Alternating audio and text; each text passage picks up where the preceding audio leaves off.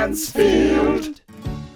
I don't care for golf. I invented a saying about it being a way to ruin a good walk, but some jobber from the past said it before I've been able to get it out of my own mouth. And before I was born. Still, golf is not a Bransfield-approved sport. That said, I do care for golf video games, specifically from the Everybody's Golf or Hot Shots Golf or Minna No Golf series. I have cared about that franchise since its inception in 1997, and until the other day, I still cared for it. Everybody's Golf Hot Shots released early September 2025. The first EGM up since 2019's VR version and the first non-VR one since 2017's PS4 version and the first normal one since 2011's Vita and PS3 version. EGHS had conjured up no small amount of hype in my usually withered, uncaring heart. Sure, developers Clap Hanz were officially off somewhere else, more on that later, and it was no longer a Sony production with publishing duties licensed out to Namco Bandai Namco. Hyde took over development itself with a proven track record in its past releases showing an affinity for the golfing genre. Digimon Survive, Digimon World Next Order, a garbage horror game, something Tamagotchi. Apt titles that would have prepared a studio to craft Everybody's Golf's 8th mainline and 13th or 14th overall entry to the series. Now, I wasn't lying when I said I was hyped for EG Hot Shots. But I was quietly worried at the same time because of, well, the things I just said. And, would you believe it, I was right. Hey, it might get patched in future, but at the time I write these words, then say them out loud, Everybody's Golf Hot Shots is a dud. Not the worst game, sure, but exactly what the fearful, cynical part of my brain worried it would be. A game that plays like an emulation of what someone thinks Everybody's Golf is. And I'm disappointed. But do you know what's not disappointing? The old EG games exist, meaning we can all still play them. And I can round up some thoughts about the series as it once was, comparing it to the newest game a wee bit, and it's an excuse to play a bunch of them. So, let's do that rather than riding the wave of mediocrity that is Everybody's Golf Hot Shots.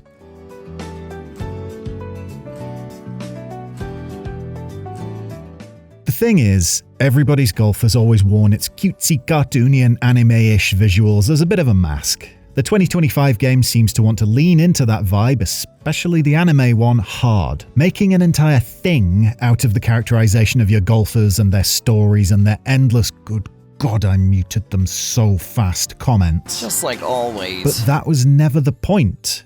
The point behind EG was always at a foundational level to be a good, solid, fun game of golf. The fundamental aspect of the game, the reason it was called Everybody's rather than Nobody's, was that it was easy to get into. That's what got people playing. And what kept them playing wasn't the personalities or the presentation or the good God make them shut up voice lines. Just like always. It was the depth of the experience, the growth both of your skills and that of the golfers as you progressed. The ability to play and keep playing with simple systems that supported you rather than held you back as you got better at the game.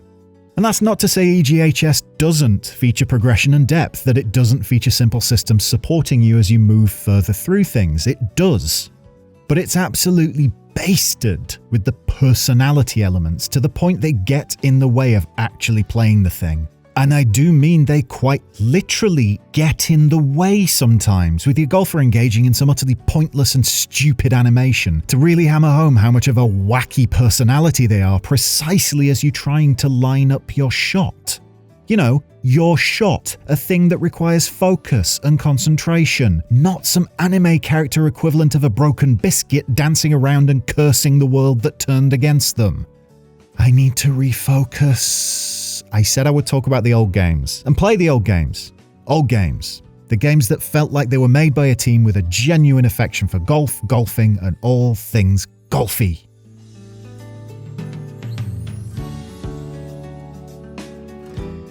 My usual pattern is to go through multiple titles in a series chronologically, highlighting the changes and tweaks and differences along the way and over the years. Guess what I'm not doing here? There were many changes to Everybody's Golf from 1997 through 2017, from the original PlayStation through PS2, PSP, PS Vita, PS3, PS4 and PSVR. From characters like Buzz through Mel and on to, well, Kratos. It's not like there isn't anything to talk about in that respect. Power shots were a fixture from day one, but super power shots were introduced at some point. Versus mode always followed a path of unlocking the next best character in the lineup by beating them in a match play round, but RPG-like character stat progression or modification was a later add-in. Nice shot was always there, but it became a more forgiving judgment of your ball whacking skills as the series moved on. Spin? Sure. Super spin, homing shots, all that jazz came later. You get the picture. But the general air of Everybody's Golf was always blowing in the same direction, even if it wasn't exactly perfectly formed from day dot and had to go through some growing pains. Frankly, the minutiae doesn't matter to me here, the intent does, and the intent was always making golf for everybody. The intent was not misunderstanding the brief and presenting a middling slapdash of sometimes decent golf, and please for the love of anything stop emphasizing your characters so much. Just like always. I put in more hours than I can count, and I can count pretty high to the PSP and PS Vita's entries to the series, and Everybody's Golf World Tour is burned eternally into my brain retina. There's too many of them I love, and all of them have common themes about them. Namely that they're not the 2025 game. I'm doing it again, aren't I? Such a happy-go-lucky series, celebrating the joy of a nice shot and embracing the tension of a tough putt, all surrounded by rainbows and whimsy, and all I keep doing is bringing it back to a moan about this dead-behind-the-eyes 2025 game. Again, old games.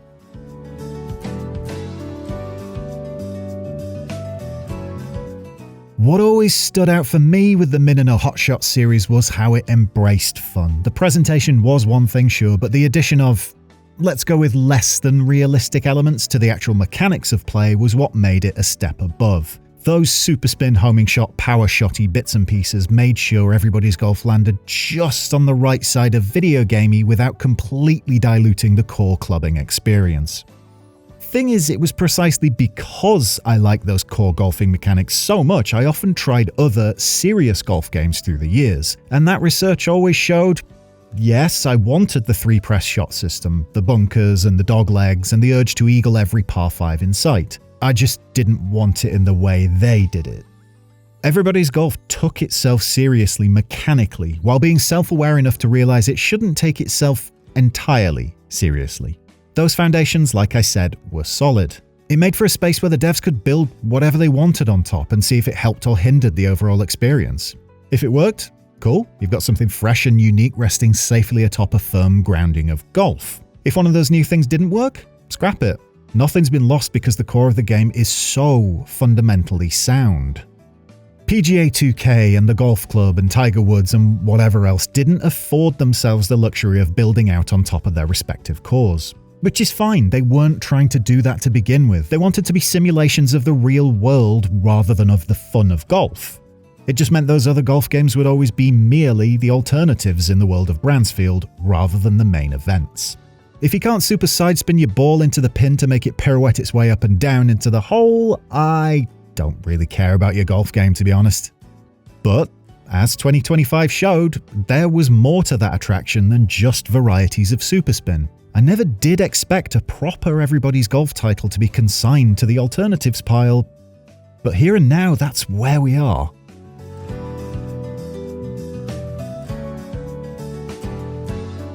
Clap Hanz wasn't even the original Everybody's Golf developer. That was Camelot itself going on to develop the Mario Golf series, one I've always admired from afar but never actually got into. But Clap Hanz had made every Minna Hotshots title before the 2025 release and since Everybody's Golf 2 in 1999, ignoring mobile and Japan-only spin-offs I don't care to care about. Whatever the case, it doesn't blunt the main point here. Clap Hanz was Everybody's Golf. Look on Moby Games, a significant portion of the credited staff from Camelot who worked on the first Everybody's Golf went on to form or join Clap Hanz. Programmers, course designers, the executive producer, and the director, Masashi Muramori. That shows dedication, drive, focus, a real passion for virtual golfery. And Muramori in particular is an eyebrow raiser. He formed Clap Hanz, he's still president of the company today, and he actually started his professional game dev career by making World Golf in 1985. That's a man who's been heavily involved in making golf games for 40 years. And that's why Everybody's Golf Hotshots shows its arse on main. It came from a studio that, and this is no shade on those working their jobs at Hyde because nobody sets out to make a wet fart of a game, but it came from a studio that didn't have decades of golf making experience behind it and wasn't run by someone who themselves had been making golf games for even more decades. Maybe it wouldn't have been so bad. Maybe the reception to EG Hotshots would have been a bit softer were it not for Clap Hanz surprising those of us paying attention back in 2021 by suddenly announcing and releasing their first non-Sony backed game and their first non-PlayStation game and that it was a golf game. But that's not the world we live in. The world we live in is one where Clap Hanz Golf launched on Apple Arcade. And I didn't play it until it came out on Switch a year or so later because I don't have Apple Arcade. But when I did play Clap Hanz Golf, renamed the woefully wonderful Easy Come Easy Golf, those 40 years of golfing focus, those decades of Clap Hanz experience, it all showed. The best game CH, not Switzerland, had ever done? No. I couldn't ever really get past the feeling that this was a mobile-first title. Not in the way it had microtransactions and all that harmful crap, it had none of that. But in the way it was focused on the dip in and out, microplay sessions with weaker ties to individual characters. The sort of thing that suits someone playing on the phone while they wait for the doctor to tell them off for not drinking enough water or drinking too much water or not being clear if they drink enough water or too much water or whatever it is people go to the doctor for.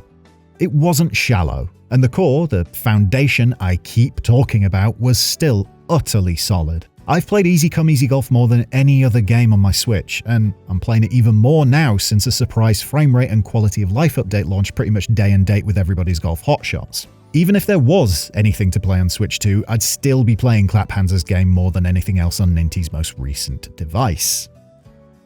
The simple fact is, Easy Come Easy Golf quickly became my go-to virtual golf game.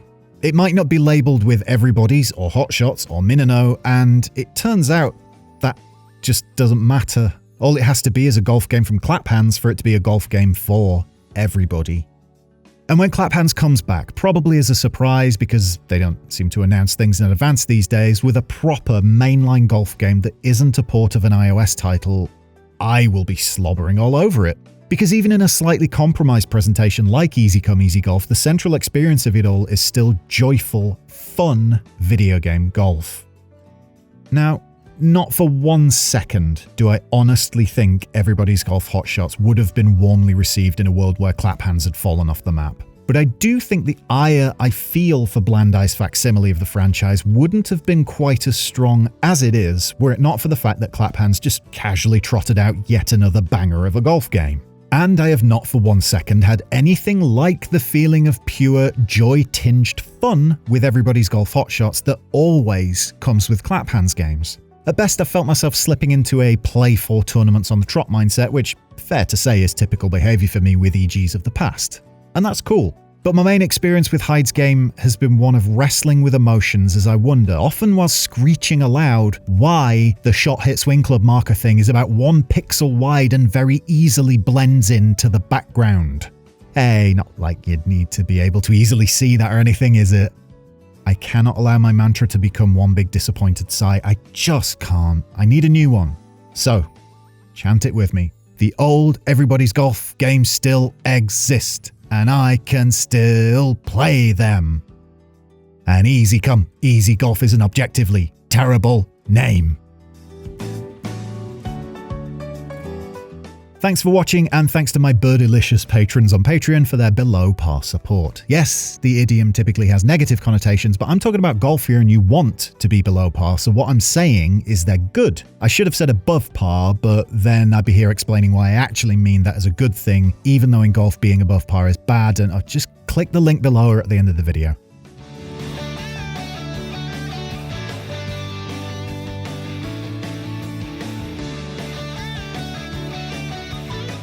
I'm off to stand outside Clap Hanz's office holding a boombox. Bye, shot.